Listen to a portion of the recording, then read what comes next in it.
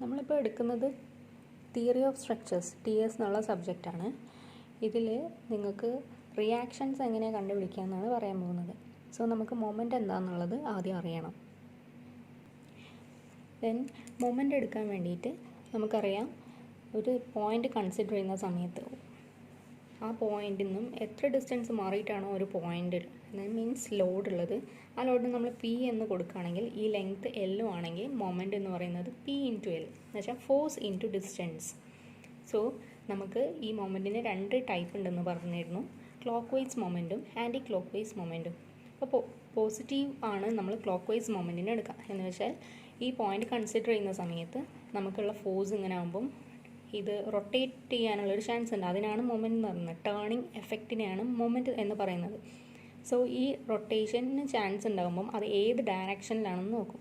So clock vice ഡയറക്ഷനിലായതുകൊണ്ട് അതിനെ clock vice moment എന്നും അതിനെ നമ്മൾ പോസിറ്റീവായിട്ട് കൺസിഡർ ചെയ്യാം. ഓക്കെ, ദെൻ ഇതിൻ്റെ മേലേക്കാണ് ഫോഴ്സ് വരുന്നതെന്ന് വിചാരിച്ചാൽ, സപ്പോസ് റിയാക്ഷനൊക്കെ നമ്മൾ താഴെ നില കൊടുക്കുക, അതുപോലെയാണെന്നുണ്ടെങ്കിൽ ഇവിടെ ഈ ഒരു പോയിന്റിനെ കൺസിഡർ ചെയ്യുമ്പോൾ ഇവിടെ ആൻറ്റി ക്ലോക്ക് വൈസ് ഡയറക്ഷനിലാണ്. സോ ആ മൊമെൻറ്റിനെ പറയുന്നത് anti clock vice moment, and അത് നമുക്ക് നെഗറ്റീവായിട്ട് എടുക്കാം. ഓക്കെ, അപ്പം നമ്മൾ സപ്പോസ് ഇക്വേഷൻസ് എഴുതുന്ന സമയത്ത് ഈ ഒരു ക്ലോക്ക് വൈസ് മൊമെൻറ്റിനെ പോസിറ്റീവ് എടുക്കുകയാണെങ്കിൽ എന്താണെങ്കിലും ആൻറ്റി ക്ലോക്ക് വൈസിന് നെഗറ്റീവ് എടുക്കാം. എന്ന് വെച്ചാൽ ഒന്ന് പോസിറ്റീവും ഒന്ന് നെഗറ്റീവും ആയിരിക്കണം. ഓക്കെ, ഇനി നമുക്ക് ക്വസ്റ്റ്യനിലേക്ക് മൂവ് ചെയ്യാം. നമ്മളുടെ ക്വസ്റ്റ്യൻ ഇതാണ്: a simply supported beam of span 4 metre. അപ്പോൾ നമ്മൾ ഫസ്റ്റ് ഒരു സ്കെയിൽ എടുത്തിട്ട് നമ്മളുടെ ബീം വരയ്ക്കണം.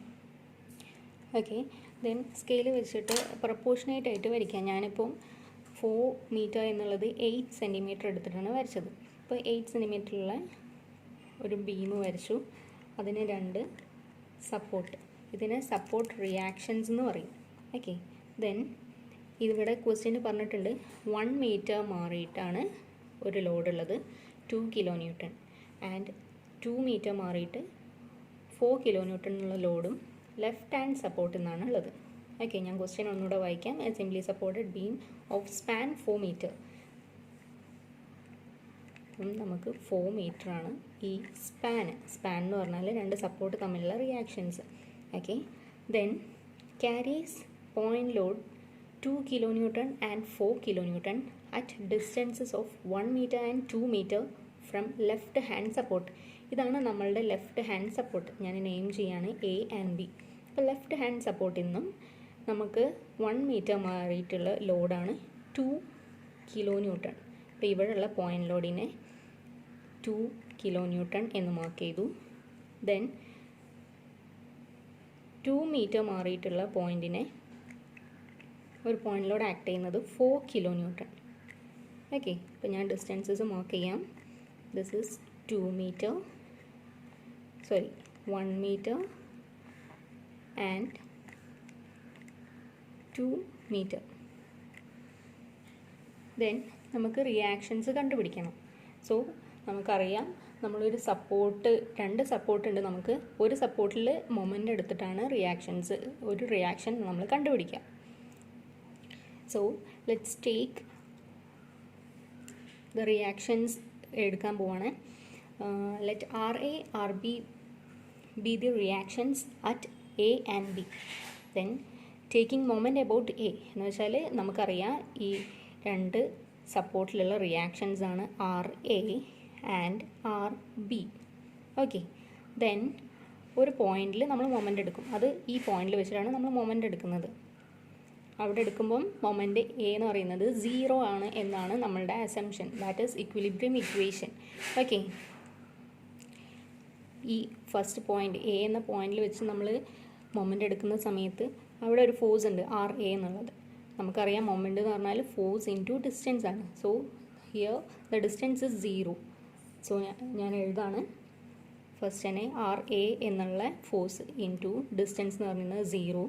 ദെൻ ഈ പോയിന്റ് കൺസിഡർ ചെയ്തിട്ട് നോക്കുന്ന സമയത്ത് താഴേക്ക് വരുന്ന ഫോഴ്സ് ഇതിങ്ങനെ റൊട്ടേറ്റ് ചെയ്യുന്നത് that is clock wise. So ഞാൻ പോസിറ്റീവായിട്ട് എടുക്കുന്നത്, clock wise positive, plus force 2 kilo newton, act ചെയ്യുന്ന force 2 kilo newton. So 2 into distance 1 meter, 2 into 1.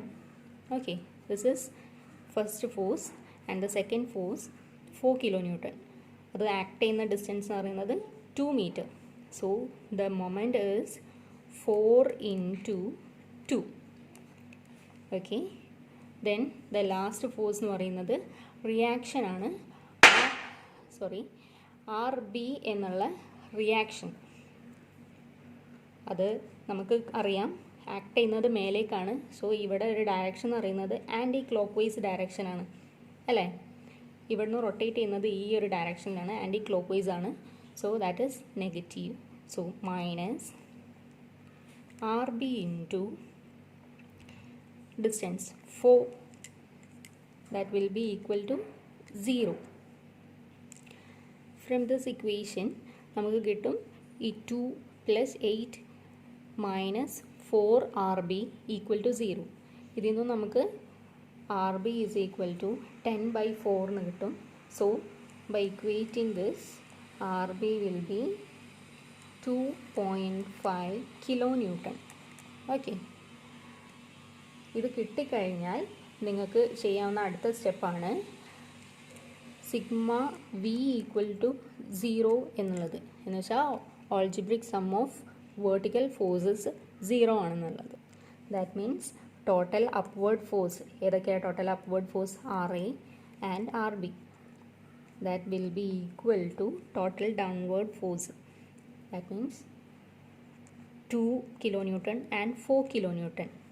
So RA plus RB equal to 6. Then നമുക്ക് RB എന്നുള്ള value already അറിയാം.